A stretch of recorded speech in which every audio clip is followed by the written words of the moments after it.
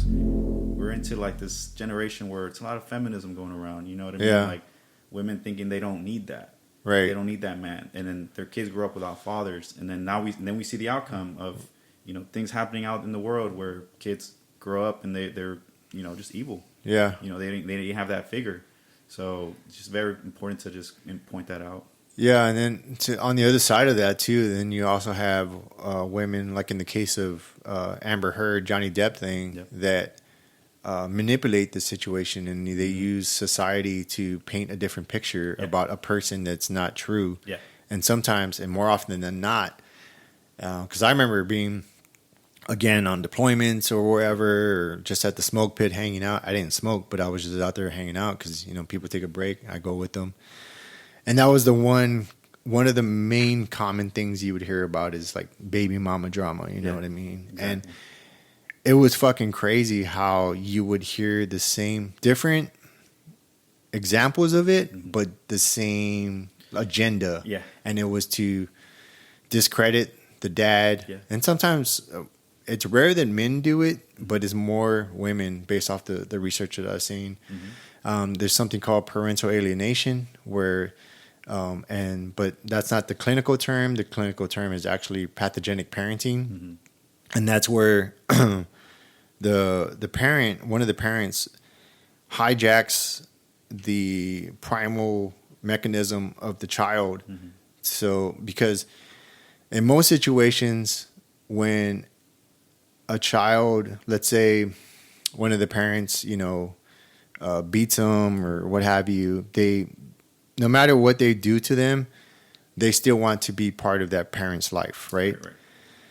But in the situation where there's a pathogenic parenting issue, then from a young age, it could be intentional, it could be unintentional, or like subliminally, like, well, you went with your dad today? Nothing happened. That's, it could be something subtle, like, oh, I'm surprised. Right.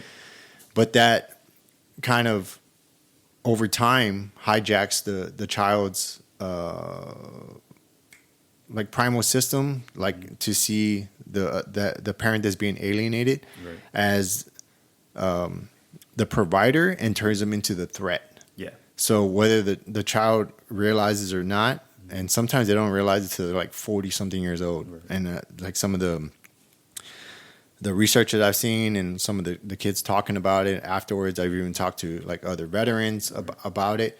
And they're like, were in the child's position, and they were like, yeah, I just realized this, and then I was being this way to my dad for this amount of years. And, but it's evil, man. But at the same time, that is a reality of it, is that because of, for whatever reasons that the parent deems it's necessary to do that, whether they're hurt or what have you, it definitely takes that part of it out. Right. You know what I mean? And there are like good, fathers out there, and in some cases moms that are trying to be part of it, but it's just what do you do with that? So they use the children as leverage. Yeah, exactly. It's so bad.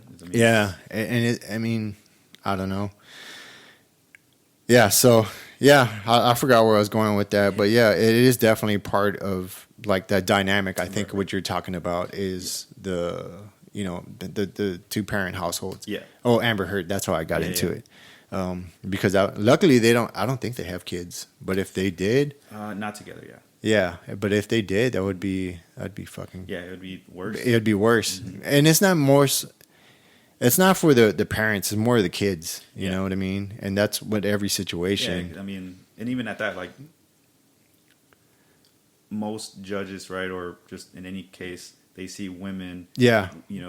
Especially. Yeah. Just they single them out and they just say, "Hey, well, you're the mom. You deserve benefits or what. You deserve to have it all your way." Type of thing. Like don't even.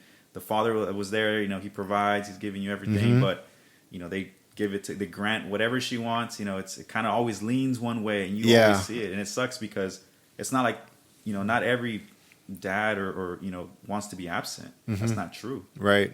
But the world makes it seem like that. Yeah, and it definitely reinforces that idea. You know what I mean, that men are evil. And don't get me wrong, there's some some bad guys out there and they beat women and shit like that, and like maybe that's a result of them now having their father around or not instilling those ideas and showing taking the lead and showing how a relationship is supposed to be, yada yada. But at the same time, it's just like that's a definitely real reality, and I'm glad that it was brought out, and it sucks that it has to happen from somebody that's famous, as opposed to, because this shit happens every day within the court systems. It happens, I've heard lawyers talk about it, how, like you pretty much need to, maybe not so much now, but you pretty much needed to have, the mom with a crack pipe, the kid lighting it, and then maybe you'll get custody, because if she says like, well, I'm going to go to, go get help, then, either way, I know what you're saying. It's whether it's a known bias or like an unknown bias that judges have, it is one that's very realistic and affects a lot of, our society today, mental health and so forth.